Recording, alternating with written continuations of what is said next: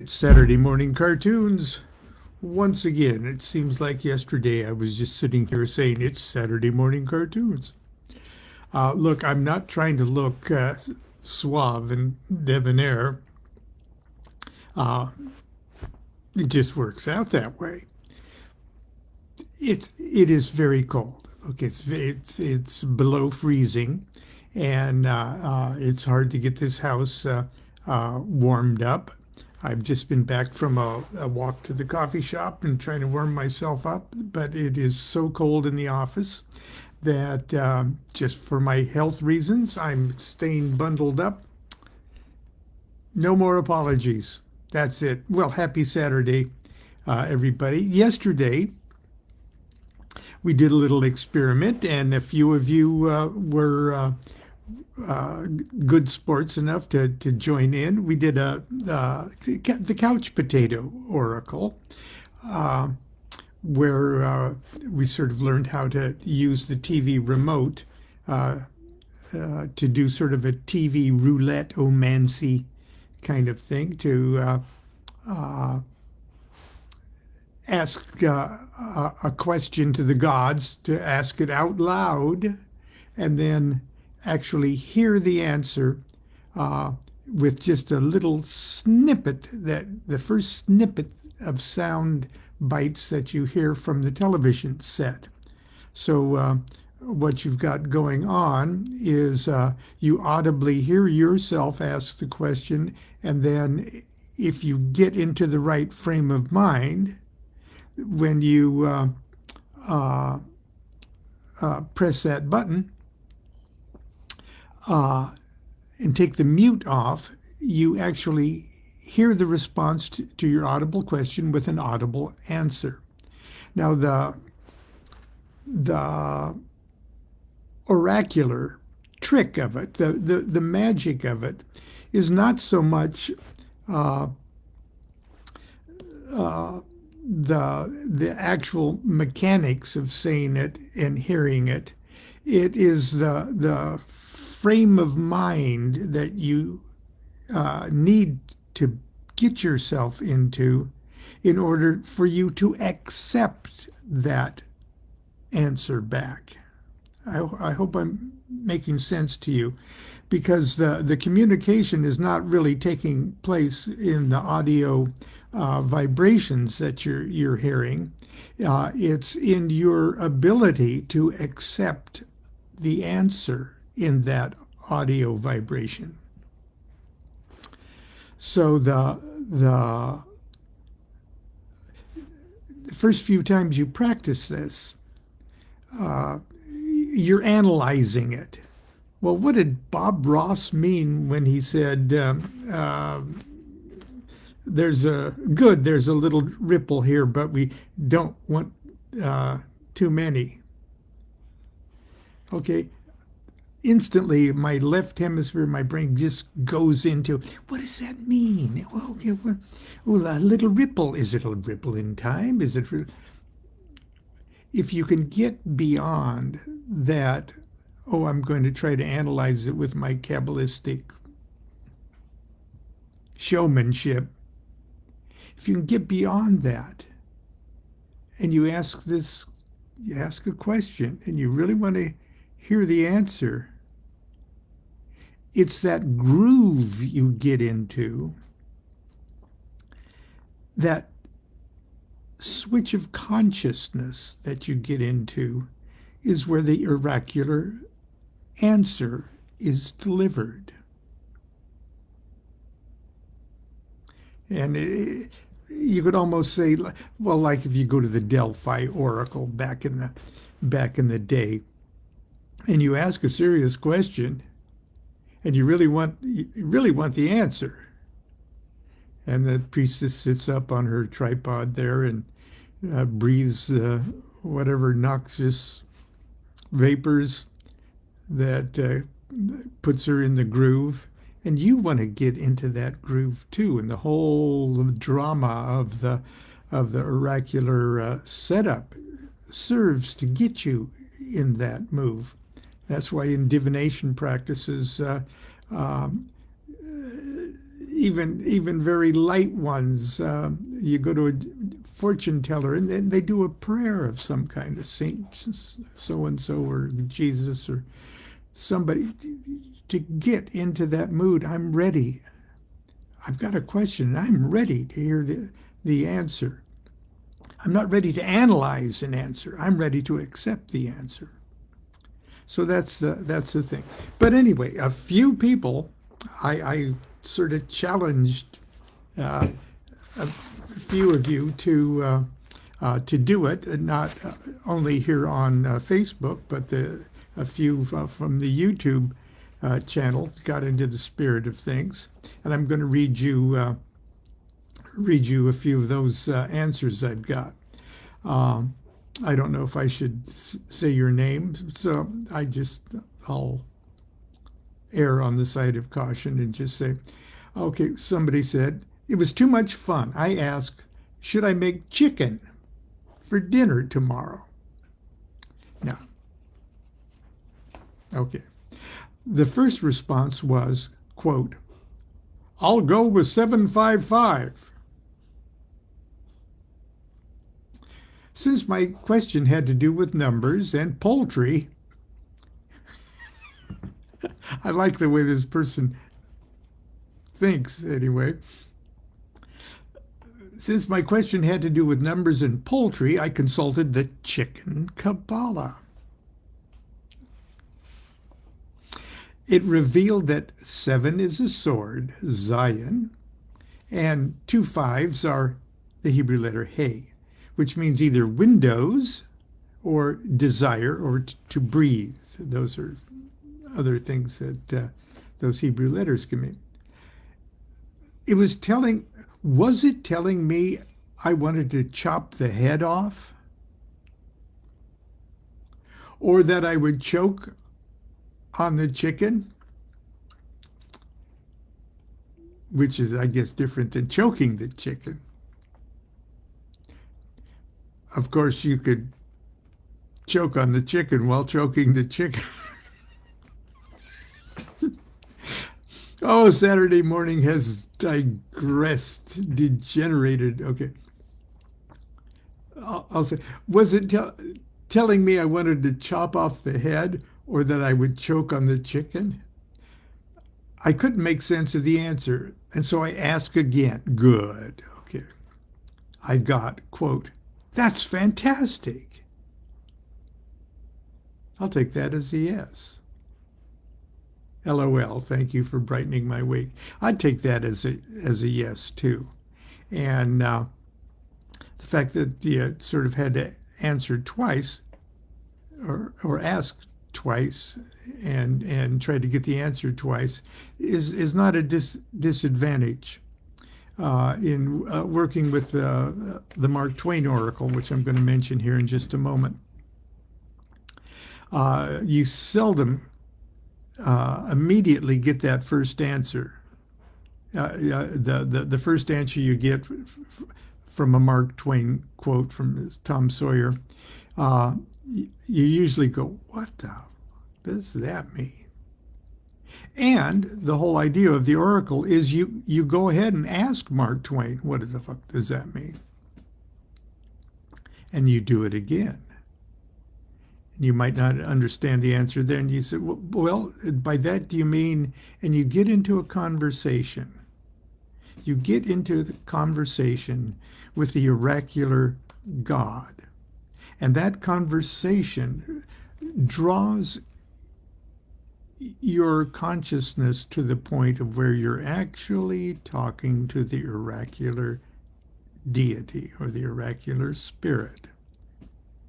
And then you finally get to a point where you get to the right question. Well, does that mean I do this? Or does that mean, okay, so does that mean I do that? And you ask the question just like you would if you went into a counselor's office and you go back and forth with so. Okay, this one. My question was, should I stay or should I go? Regarding my current living situation. The first response was from the Poker Channel and was technical and unintelligible to me, except perhaps to emphasize my uncertainty. The second try was a commercial for the NFL. Again, unintelligible. The third try was a woman on a local news station out of California saying, "There are so many activities and fun stuff to do here." Okay, should I go or should I stay? There's so many activities and fun stuff to do here, which must be okay. And then I guess I cut that off. Okay. Here's something, another question. What is the future of democracy in America? Response. Quote, cut it to length. Just cut it this anywhere. It doesn't make any difference. Cut it to length so you'll have the length of rope you need.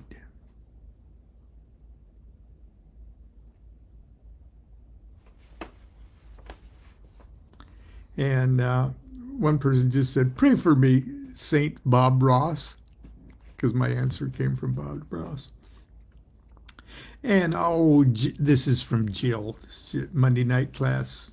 Jilly, we miss you. My question was, quote, will I feel better? My answer was, do you ever feel like your words make a difference?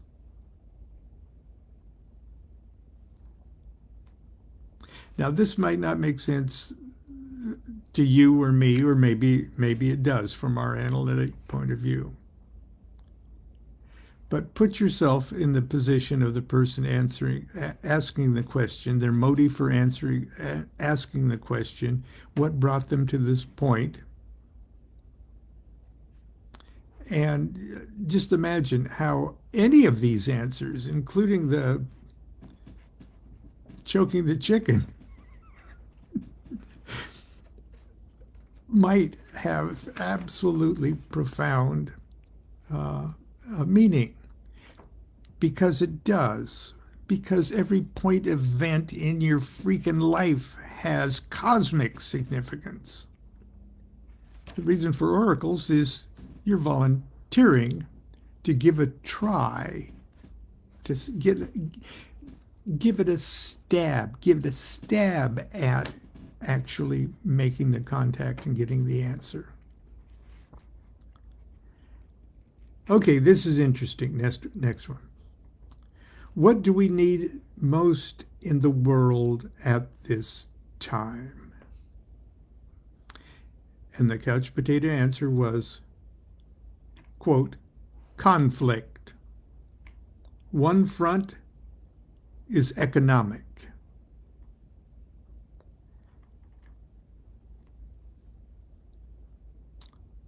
Okay. And finally, I like this one. Which spirit of the Goetia will help me study more effectively? The answer was, what turns over gets us down in the red area.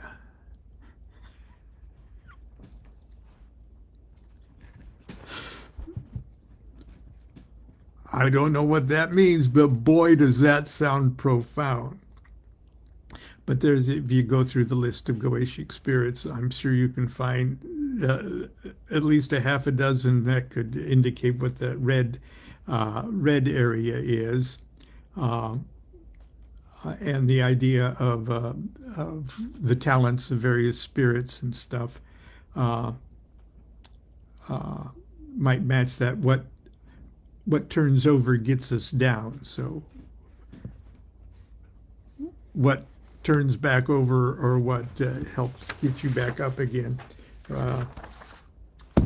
might be your answer.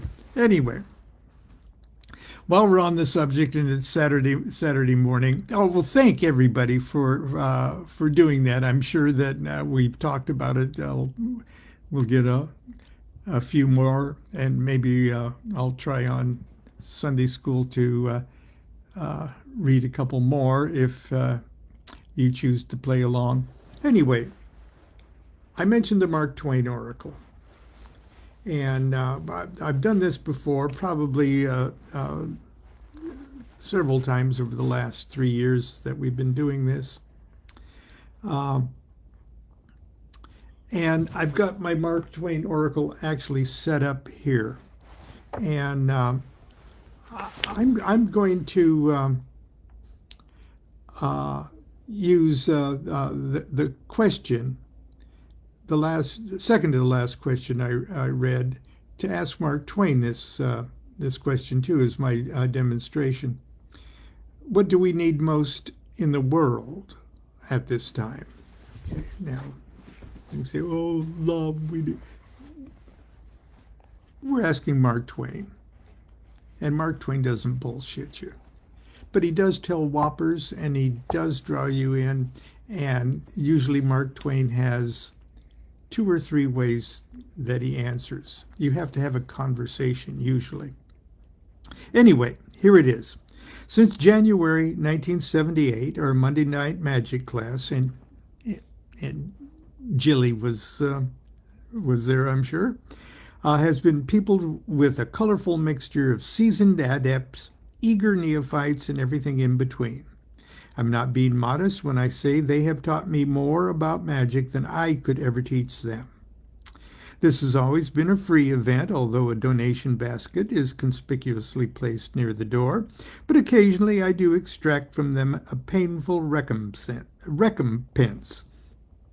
I force them to listen to excerpts from my books in progress, and sometimes organize a class series around my current project. In preparing for this book, the dear souls endured 4 consecutive classes on oracles. Okay, I'm reading, of course, from the Book of Ordinary Oracles. The classes pretty much followed the format of the book. The first dealt with my field theory of what oracles are and why they work. While preparing for the second class, I started to think about the line, started to think about my own quote. Oracles work because they are perfect. Ultimately, of course, everything is perfect. But you have to be God before you can really see that. I started by asking myself, what is something that is so perfect that every time I come in contact with it, I blurt out, "Man, that's just perfect." Immediately, I answered my own question. Mark Twain. I know it sounds silly, but to me, the works, wit, and wisdom of Mark Twain are exquisite and sublime. Every time I read one of his stories or hear somebody quote him, I say to myself, my God, that's perfect. I determined then and there that I would invent a Mark Twain oracle, an oracle that would not only give answers, but would do so by actually drawing the querist, or the querent. Now, I put the word querent in, and the editor said, no, querist is a better word. And I didn't argue with him, but I went, okay. By actually drawing the querist into a conversation with this god of literature. It was a beautiful day, so I snatched a copy of Tom Sawyer, a pad of paper and a pen, and headed out in our backyard garden. I carelessly thumbed through the text, randomly stopping at a page to see what words jumped out at me.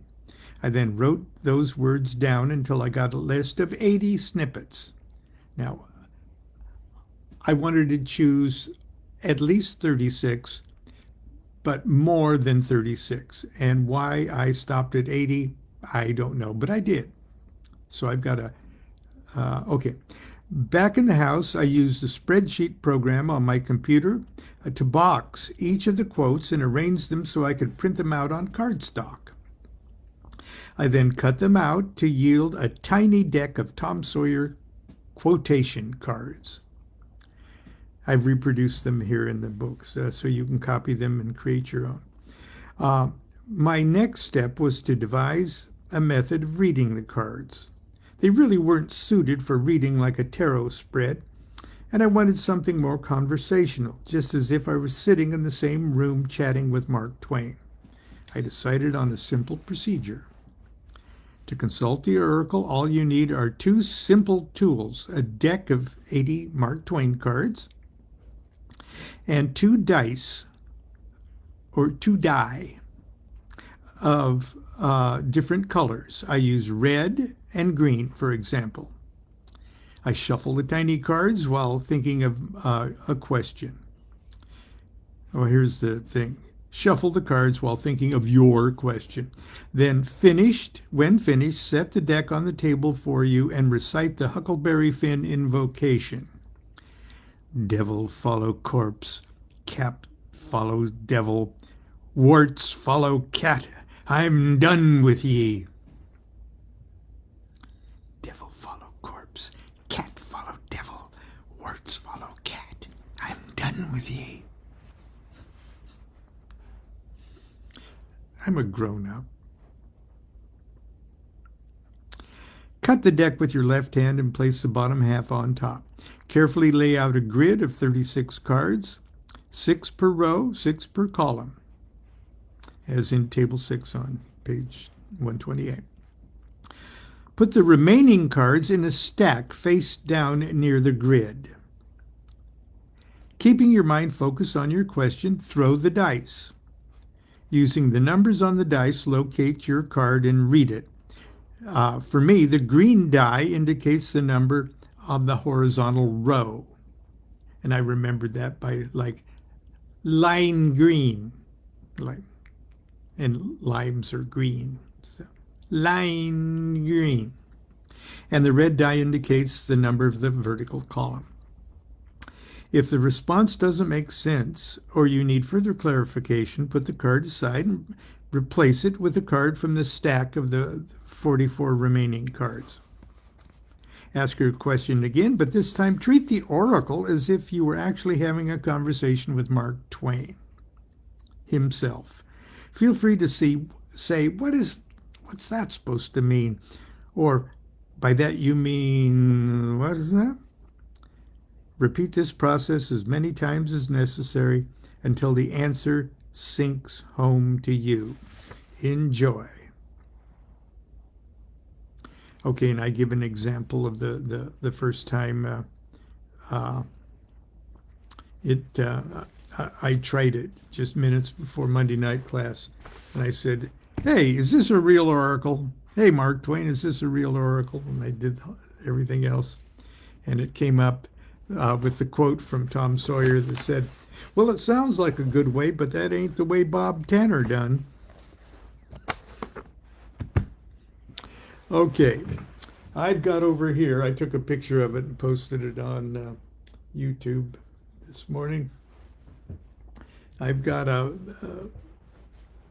book box lid here, and I've got a grid of 36 oracle cards face down, and I got a little stack. I've got 46 left in case I need to ask a couple times. And I've got my little green dice here. Okay, little green and red, lime green, and the vertical column will be red. So I'm going to ask that question that was, let's see, the wording is, what do we need most in the world right now? I already did the invocation before I laid the cards out. What do we need in the world right now? The line is number 5, and the column is number 4. Line 5, column 4. What do we need in the world right now?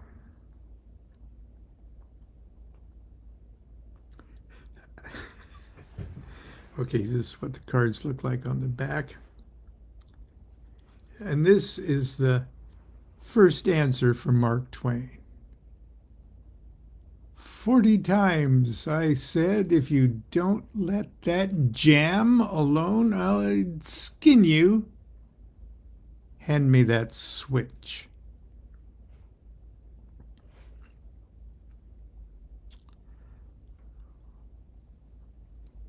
What does the world need now? Right? Is that it? Yes. What does the world need most right now? Now, I'm not sure what that answer was exactly. So I'm going to replace the hole in my grid with a new card right off of the stack that's sitting nearby.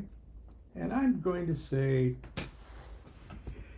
that's provocative, Mark Twain, but it's almost too enigmatic for me. What do you mean by that? What does the world need most right now? What do you mean?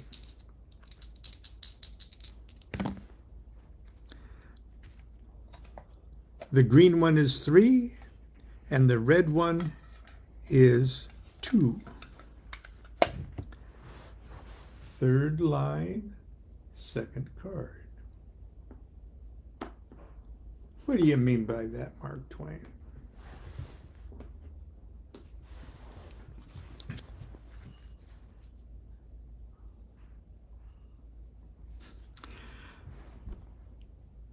I've tried and it don't work.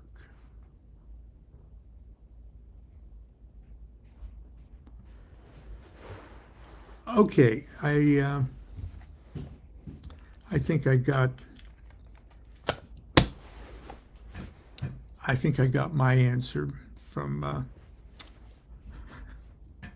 the oracular god Mark Twain. Anyway, it's something that you might want to do for yourself, and it doesn't have to be Mark Twain. If Mark Twain doesn't seem perfect enough for you, make your own set of cards. You could do it. Magicians could do it from the Book of the Law, or Kabbalists could do it from Psalms, or Bhagavad Gita, or the Tao Te Ching, or anything that you think is perfect, and that you could generate 80 snippets at random from your source of perfection, and make your own oracular deck. A couple weeks after we did the Mark Twain Oracle at Monday night class, one of the members created a Shakespeare oracle using quotes from The Tempest, the most overtly magical of the plays. And it was awesome too. So not only that, but her invocation ceremony of the spirit of Shakespeare was absolutely breathtaking. And as a matter of fact, while we're doing it, where's my book? I'll just share this at the very end here.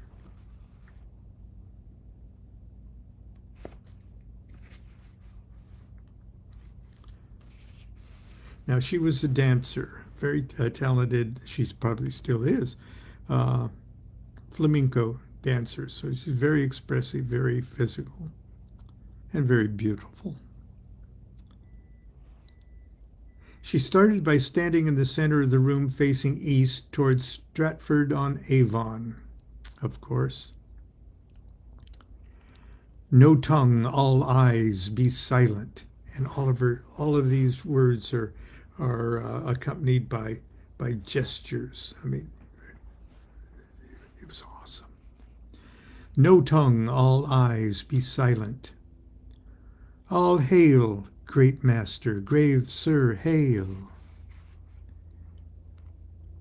I come to answer thy best pleasure, be it to fly, to swim, to dive into the fire, to ride the curled cloud, to tread the ooze of the salt deep, to ride on the sharp wind of the north, to do me business in the veins of the earth.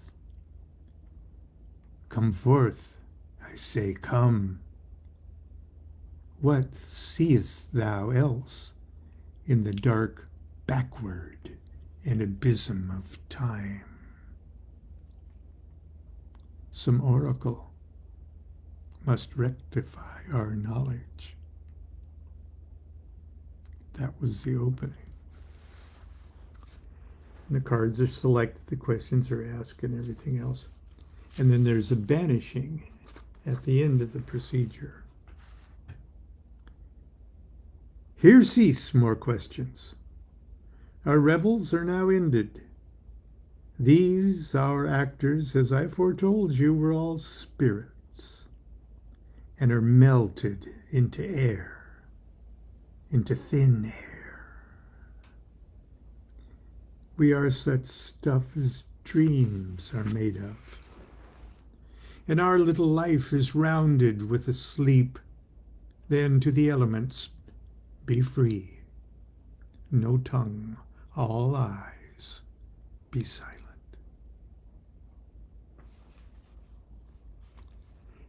When she finished and took her seat, we all sat absolutely silent and stunned in awe.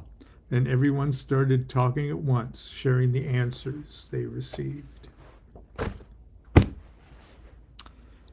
That's Saturday morning cartoons. I bet you're still eating leftovers from Thanksgiving. I know, I hope we are. Until tomorrow for Sunday school. Continue to be good to yourself, be good to each other. Do what thou wilt shall be the whole of the law. Love is the law, love under will.